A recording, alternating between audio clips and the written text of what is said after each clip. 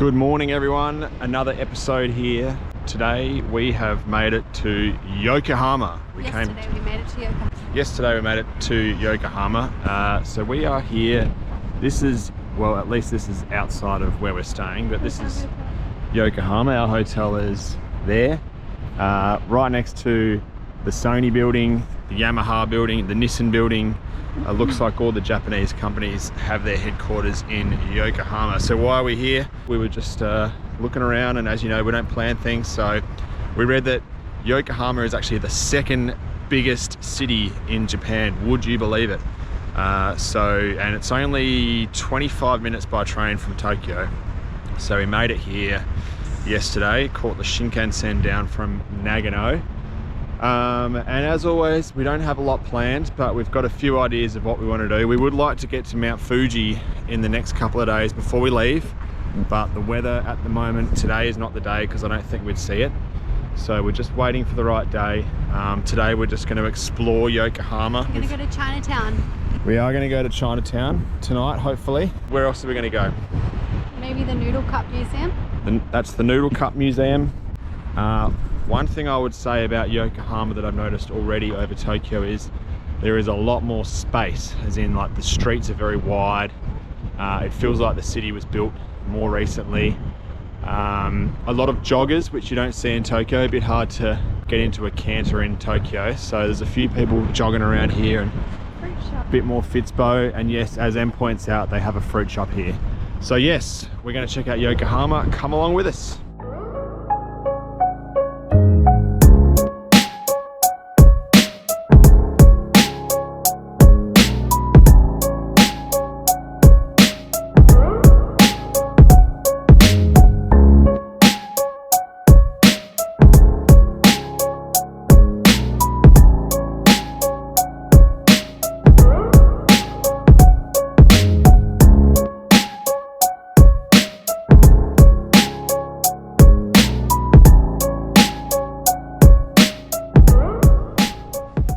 Well, we've made it to the red brick warehouse. It is literally as advertised on the tin, a red brick warehouse. This is sort of Em's domain, because a little bit of fashion, a little bit of, although speaking of fashion, what about these bad boys?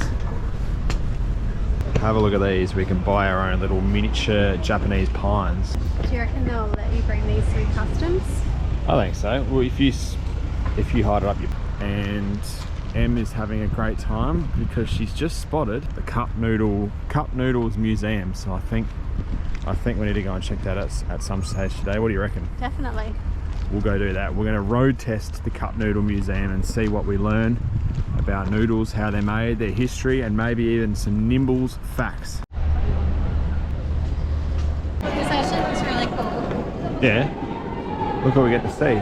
Let's go check it out. Well, we are at the world famous Cup Noodles Museum, and Em again is salivating at the thought of, we're going to go and check out the history of cup noodles, because I know that everyone on this channel wants to know, why did they come to be and why are they so delicious? Let's go find out.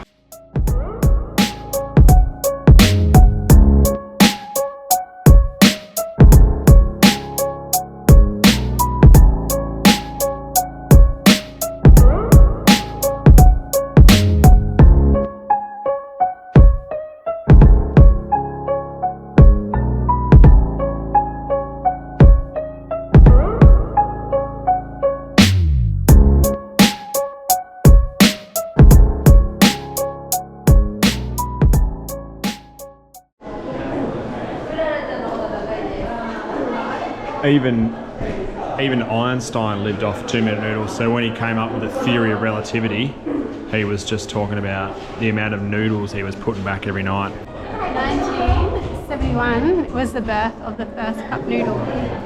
Well, we've just been to the Noodle Cup Museum.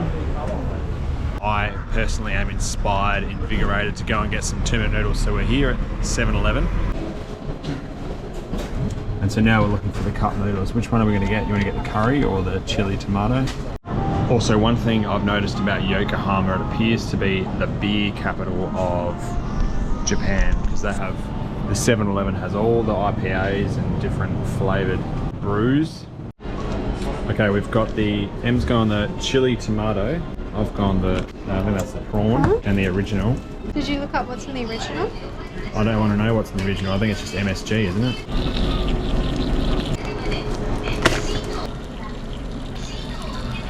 Yeah, so we checked out the Cup Noodle Museum, and genuinely underrated or unexpected experience. It was bloody good. $5 entry. You go in there and you learn all about how instant noodles were invented, and then also how they turn them into cup noodles. Quite a process, but a real example of first principles thinking, I reckon. It was kind of inspiring in a weird way. Anyway, that's not what we're here for. We're here for the instant cup noodle 7-Eleven experience. Em's going to dive into the tomato and chili cup noodles, and she's going to let us know. How's the chili tomato? It's okay. It's okay? I mean, you did go a bit of a weird flavour. It's the only veggie one. What do you like about it? What do you not like about it? I think it serves a purpose. How's your noodles? Bloody good. So this one is the OG that I've got to start with. OG actually comes with a shitload more noodles than I expected. They're small noodles, bite size, but I don't think there's any shortage in sodium because this thing is salty AF. Give us your honest feedback. The flavors are real strong. The UFO noodles are the best, but these are the original, I guess. So flavors actually a fraction too strong, like overpowering. Do you think you didn't put enough water in it? Well, that could be it, but I still think it's still going to be the same amount of sodium in there, isn't it? Yeah, but it could be more diluted. We're on to cup number 2. What's this one? This is big. It comes with real shrimp and real whatever that is. I don't know what. I'm trying to work out what animal it is. It's probably a combination. I think it could be a few different animals, but this one is much better. What makes it better? It's not as strong, not as overpowering. The other one is literally it's like eating a teaspoon of salt. So that was the noodle cup experience and a little walk along the Yokohama wharf. All right, so I will relay on behalf of Em. I think she really rated the noodle cup experience, as in the museum or the tour, and learning about all of the history behind noodle cup or cup noodles. However, when it came to eating the cup noodles, not the best. So we're an honesty channel, as you know, and Em, not thrilled with the cup noodles. I'm not quite as harsh, but I do think they were a fraction overrated. I think there are better options on the noodle cup market if you're into 7-Eleven or Family Mart or Lawson's. Shout out to our sponsors.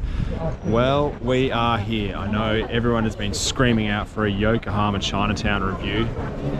One of the most requested things for our channel to do. So here we are at the Yokohama Chinatown. So let's go and see what we can find. Huge revelation on the channel. Em, we are in Chinatown. Em feels like Chinese. So you wouldn't believe it. I reckon you could be in luck here.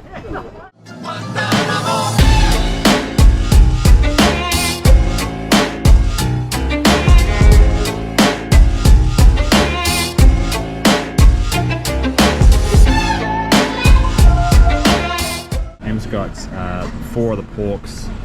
I've got 2 seafood, 2 pork, little takeaway joint with a line out the corner. I'm going to start with the seafood because I think that's not the one I want as much. Oh, they're hot. Yeah, they're very hot. You didn't warn me about that. What kind of seafood's in that? I think it could be anything. It could be sea bass. Delightful. Fried at the bottom and sort of steamed at the top. So you get a mix of both. Steamed at the top. Yeah, steamed at the top. So you sort of get the crunch down the bottom and nice juicy dumpling wonton wrapper up the top. Filling, delightful, pops in your mouth like a good dumpling should. Covered in vinegar and soy sauce. I'm going to give it a 10.5 out of 13. Very good score. And also, cheap AF. Eat them on the side of the street. We're off to a good start here in Yokohama Chinatown. What do you think, Em? What do you rate yours? I might need to try some more first. Okay, yeah, so back to you, Em. Live cross back to Emily, who's just finished off 4 pork dumplings. How would you rate it out of 13?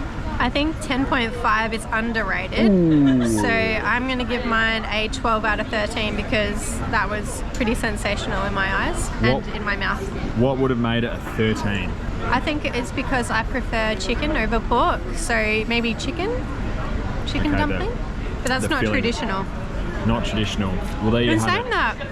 It was very good. Maybe I should give it a 13. We don't give out many 13s on this channel, so... 12.5. And actually, I'm going to give it a bonus point. Unfortunately, I missed it, but you know how I talk about how a good dumpling should squirt everywhere? It actually squirted all over the GoPro, so I'm going to give it a bonus point, which bumps it up to a 12 out of 13.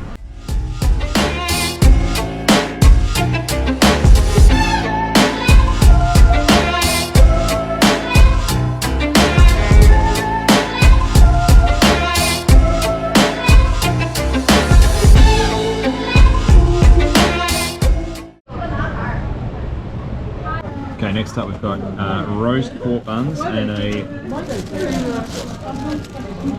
roast, that looks a bit weird like that, but roast pork belly steam bun. Do you like the dumpling texture or the steam bun texture?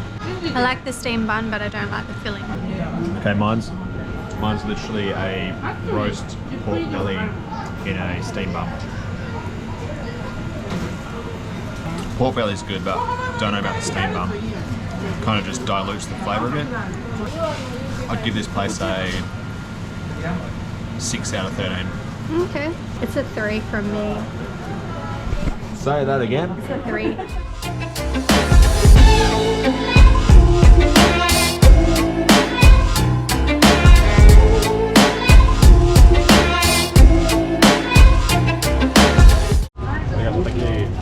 Okay, I love a beef pie back home. I'll pepper steak. I'll eat. I even had beef and kidney, beef and mushroom, basically anything chunky steak at home. A beef pie is one of my all-time favourite dishes. So when I saw the Shanghai beef pie on the menu, looks kind of like a UFO, sort of like a disc or something. I couldn't say no. So here we are. $4.80 from this joint here. You look unsure.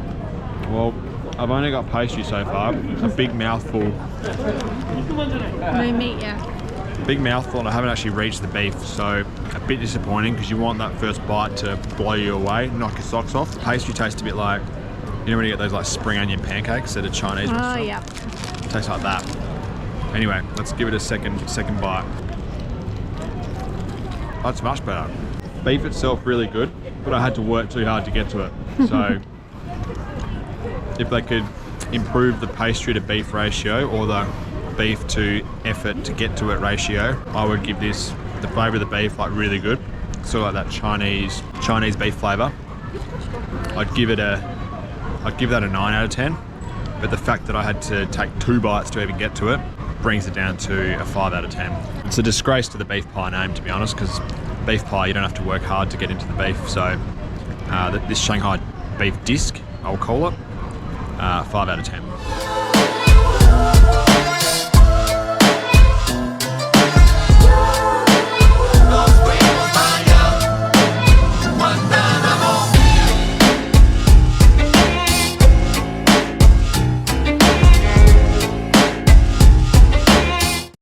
What's that, South Park?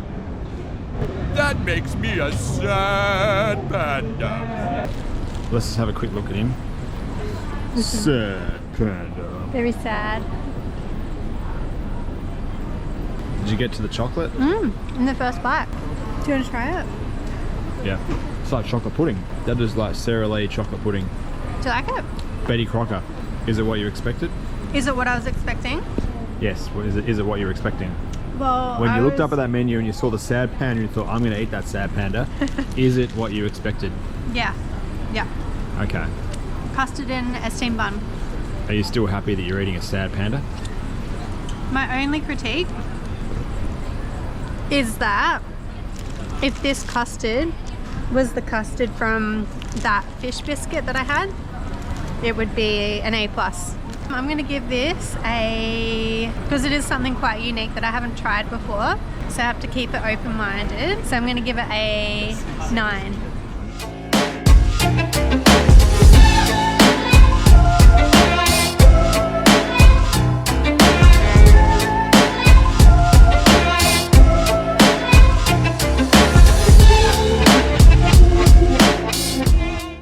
And we love the first dumplings that we had so much that we've actually come back for more.